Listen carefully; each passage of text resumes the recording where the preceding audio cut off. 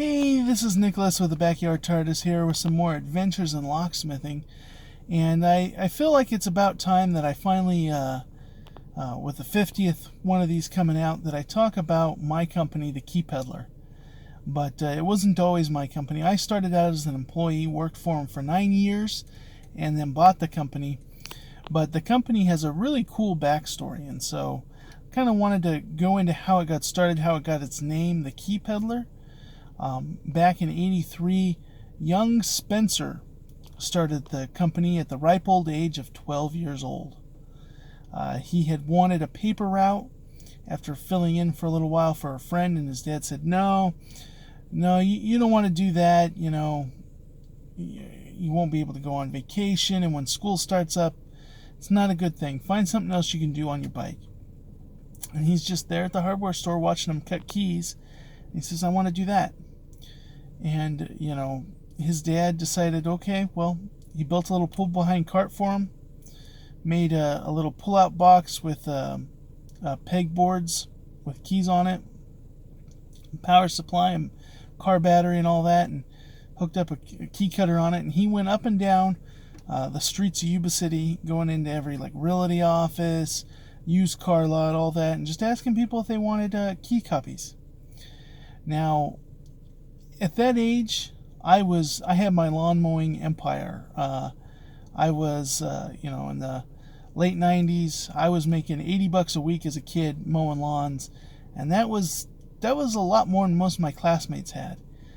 So I always had cash, but never as creative as Spencer. And Spencer didn't stop there. He found inventive ways. He would go by housing developments where they didn't have peepholes, and he would go and ask them if they wanted a peephole, and they'd say yeah. And he would tell them, well, it's this much to install, and this much for the peephole. And they would he'd go, where do you want it? All you have to do is drill it with the drill, and then they just screw together. So it's just drilling a straight hole through the door, doing that. Make $10 or so, knock on the next door, go do it again. And so he went through doing that, making some money, and he started doing some car keys, lost car keys, rekeying houses, different things like a standard locksmith. And started getting his dad involved. His dad would come after hours, and the big thing that got his dad involved he was by a construction site, and he talked to the contractor there, Al, and he asked him, how much do you pay for your locks? And he told him. He says, I can get that so much cheaper from the people that I get my keys from. And he knew Spencer's dad, Bill. And he says, so we get done at this time, you get your dad, and we'll go have coffee. Because he's not doing this with a 12-year-old, but he then started becoming the supplier for the local builders. His dad was bankrolling him, became partner. Now young Spencer got a little older, decided to go do some volunteer work out in New York. Got married to a New Yorker, and you know what they say, once a New Yorker, always a New Yorker. So he's still there, does a little bit of locksmithing, but does other things. He's once again, very creative guy, very self-taught guy. But Bill, who had never had any desire to be a locksmith, then had this company. This company that was successful, was a lot of headaches. And so he ran it for years. But he would do a lot of traveling.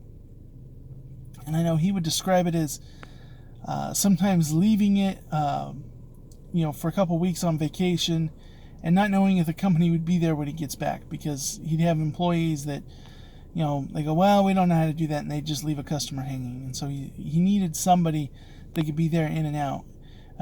Cue in Bradley. You'll hear me mention Bradley in some of my videos.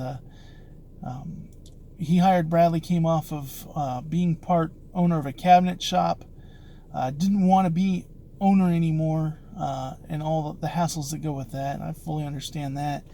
And but he had that experience. And so Bill brought him on, taught him the locksmith trade, but more importantly, he came with the management experience.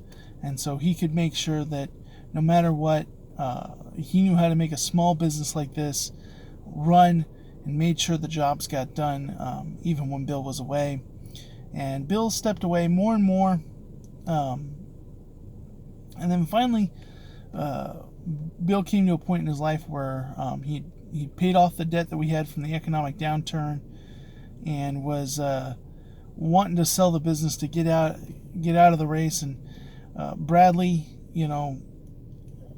close to being old enough for his full retirement, he didn't want to buy it. And so Bill approached me and said, "Hey, you've worked for me far too long for far too little.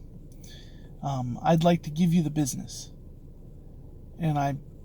But first, before he did that, now I was garnering for a raise. I had a baby on the way, a baby coming in 6 months, and I was about to demand a raise. And he started out, and I thought he was like, he's trying to get out of giving me a raise. And he started out, he dropped the bombshell, and he says, "And that's why I'm closing the business," was the first thing he said. And my heart just dropped. I got a baby in 6 months. I can't be unemployed. And then he says, "But that's why I want to give it to you." And so it took me a few moments, and then I asked him, "What do you mean by give it to me?" And then we hashed out, and he worked out a very fair deal for me to purchase the business.